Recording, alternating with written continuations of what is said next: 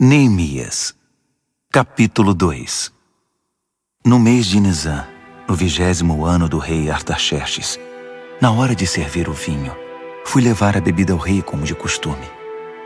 Eu nunca tinha ficado constrangido na presença do rei. Por isso ele me perguntou: Você parece abatido. Não está doente ou deprimido, está?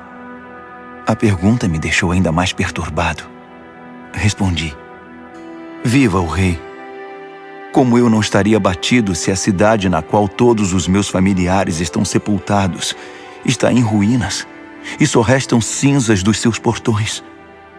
O rei perguntou: O que você deseja? Orando ao Deus dos céus, fiz o meu pedido.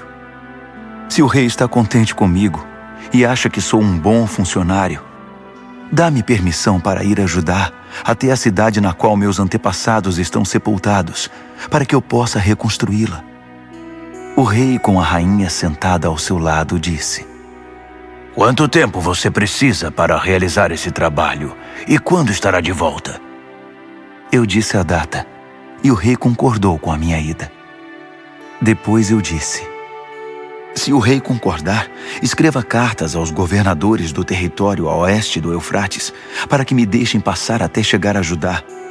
Que o rei dê também ordens a Asaf, o encarregado dos bosques do rei, para me fornecer madeira para as vigas do complexo do templo, para os muros da cidade e para a casa em que vou me alojar.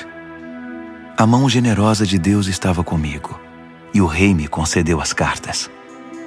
Quando me encontrei com os governadores do outro lado do rio Eufrates, mostrei a eles as cartas do rei. O rei providenciou até mesmo uma escolta de cavaleiros. Quando Sambalate, o Horonita, e Tobias, o oficial amonita, souberam disso, ficaram furiosos.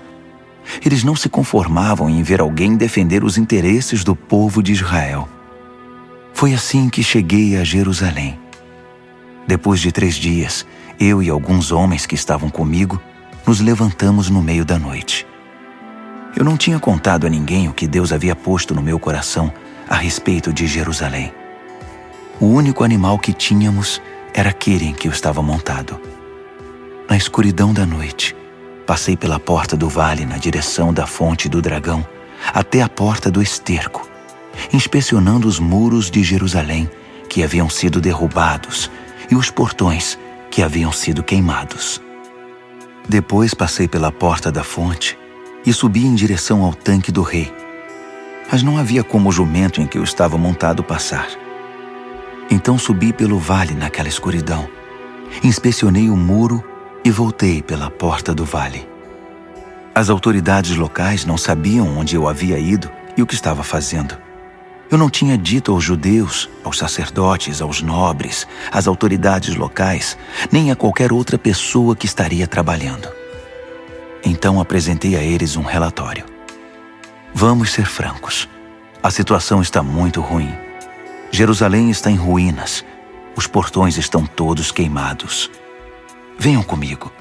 Vamos construir os muros de Jerusalém para que essa situação lamentável tenha um fim. Também contei a eles que Deus estava comigo e que o rei estava me apoiando.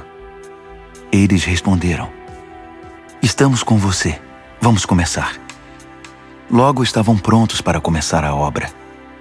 Quando Sambalate, o Horonita, Tobias, o oficial amonita, e Gesem, o árabe, souberam disso, começaram a caçoar de nós. O que vocês estão fazendo?